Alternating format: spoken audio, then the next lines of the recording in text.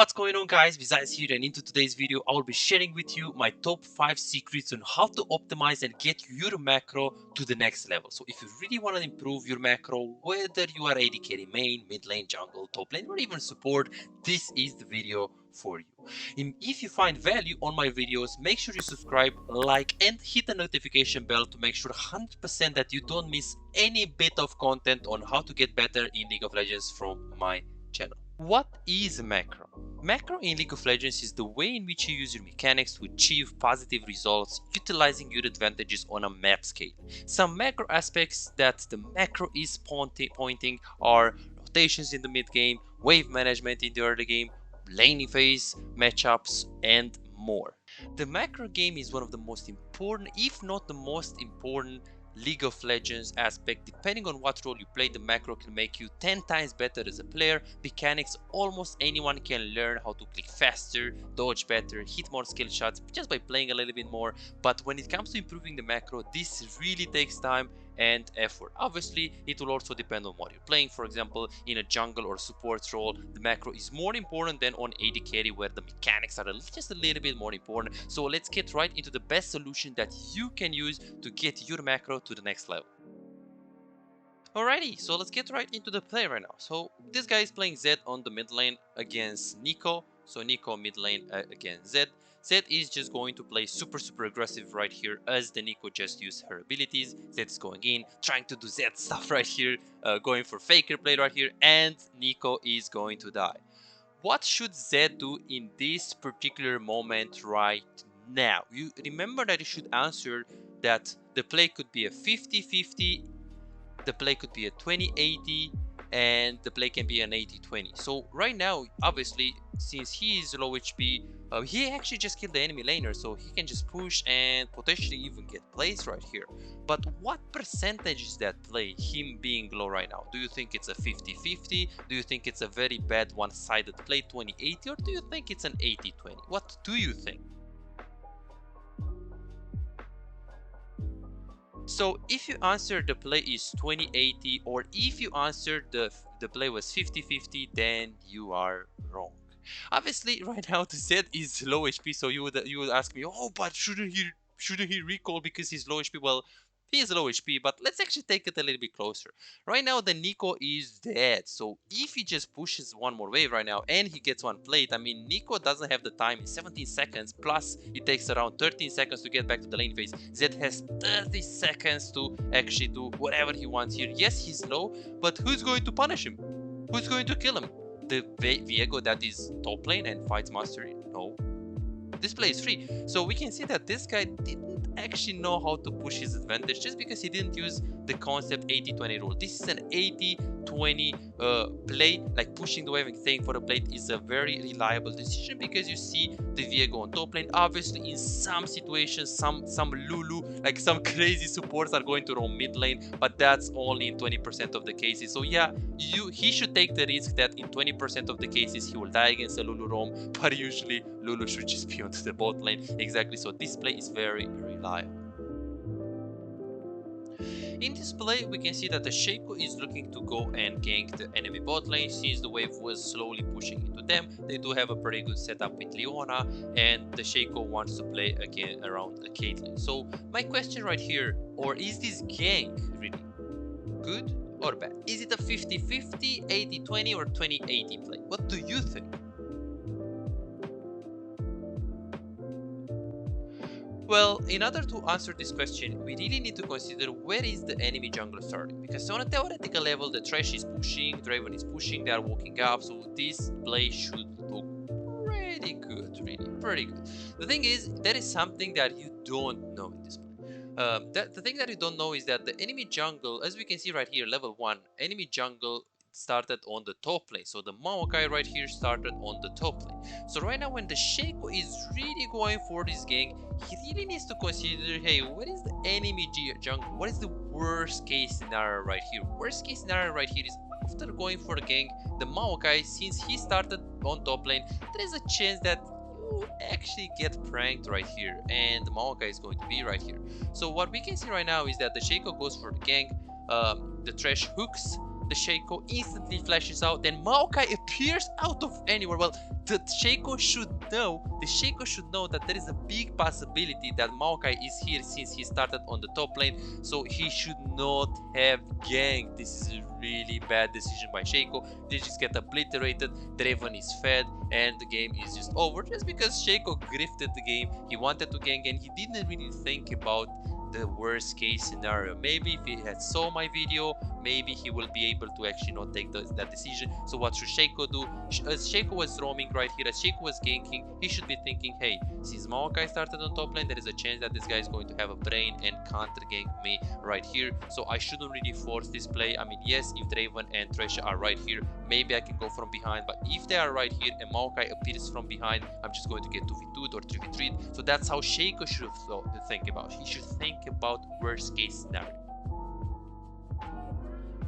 In this play, we can see that we're playing Thresh and Draven. You can also see that this is basically my Thresh, so it's a game that I have played basically with Thresh. So let's see what is going to end up happening right here. So we kill the Iwana right here, then we're backing off a little bit. Draven is just going to catch his access, and then right now I'm just looking to flash hook instantly. The Caitlyn couldn't really have reaction for the flash right here because I flashed super fast, and then right now we ended up killing the Caitlyn, which is pretty good. Right now the Maokai is spam pinging us to go for the Drake. So right now we're just taking the plate first, and then after we take the plate, I just back off, and I'm just going to back off, throw the lantern, and right now the Maokai was completely spamming assistance, come, I'm doing Drake, come. He's like completely pinging us and pinging me. So what should I be doing right here, considering that he started the Drake, considering that he needed my help, because obviously with Maokai he can't really do this Drake. So what is the correct play here?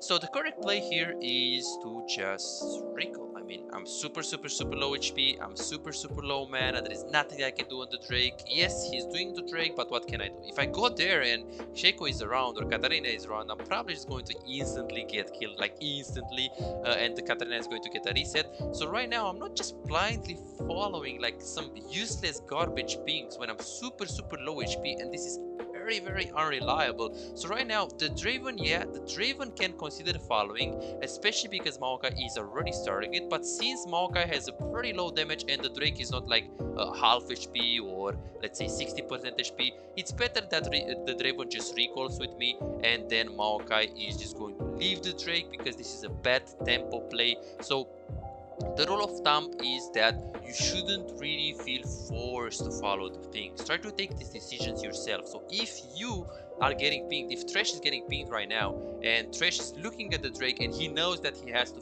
stay there and he has to follow, then yes, it's his decision, he can cancel the recall. But do not just cancel the recall because your teammates are pinging you, because usually your teammates are just going to think from their perspective, but they have literally no idea how the game should be played from your perspective. So right now we can see that the Maokai is doing it, and Draven, again, this is master tier, D1, D2 MMR, so he's not low elo, so I went for the recall, don't even care about the pings of the Maokai because this is just a bad play. And then Draven with low mana, low HP, he didn't even care, he pinged 2 times, danger, sorry Maokai, I'm sorry, I'm not going to follow, this is too much for me, you ping me, you spam ping me, but I don't care, it's objectively better to recall because I have low HP, this was our decision. So of course, if you went full HP, it's always good to help your jungle right here, especially because we had resources, but since we are low HP, then we didn't even follow, and as we can see, this guy just takes the Drake by himself, like he was spam picking. The poor Maokai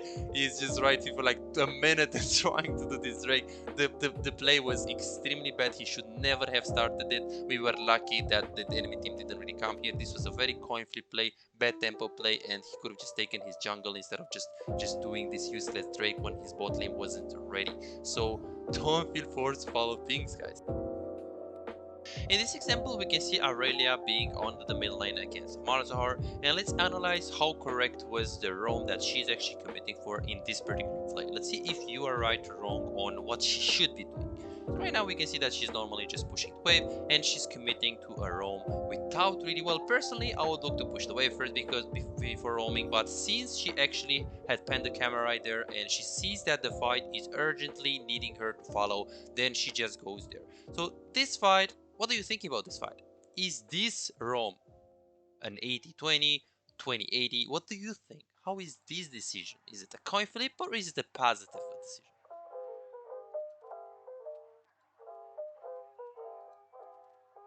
If you answer this is a positive 80-20 rule, then you are right.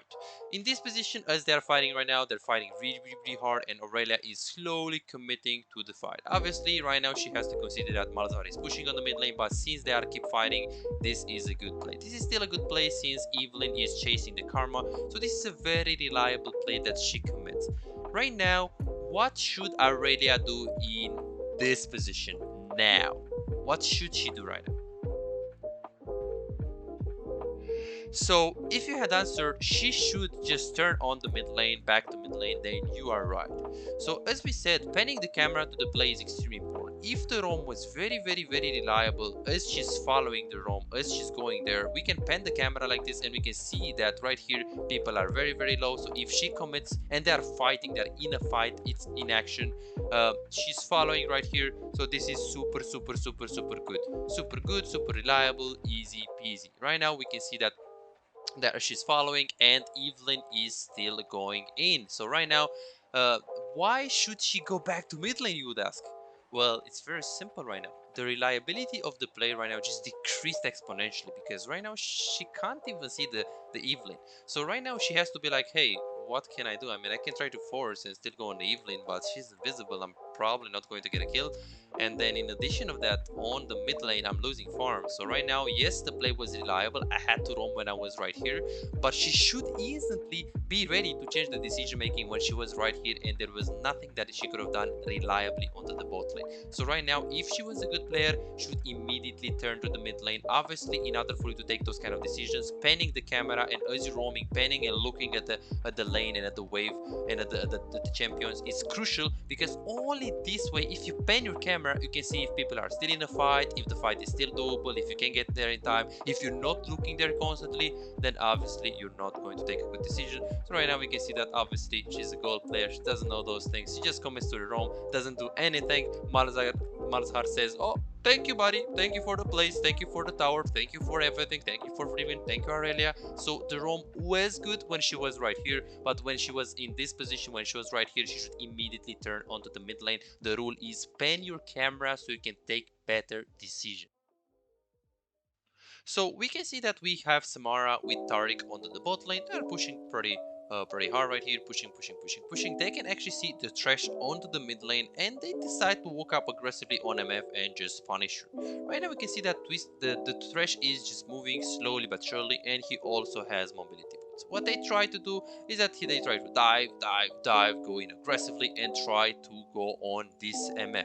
So right now they instantly get collapsed and the Samara is going to end up dying. So yes, it wasn't a good play. Yes, it was too greedy. They knew that the Thresh is there, but they just tried. Right now, since Taric is pinging really hard at Samara, he's like, oh, what the fuck are you doing? What the fuck are you doing? Why are you diving? Why are you diving? Right now, Samara, what she should be doing is that she should just simply focus on the present, try to mute Taric and just go on through this decision on the VOD review. And into the VOD review, she will see if the Thresh was super close. She will see that Thresh was right here when she actually dove, which makes the dive really bad. Of course, if she had dove the guy when Thresh was on mid lane and making a play, then that dive was good. So again, the rule of thumb is that you really want to focus on the present as you're in the game, and as the game is played out, you do not want to really argue with people. You just want to play your game. And if you're making a bad decision, if you're making a decision in general, make sure it's decisive, it's fast, and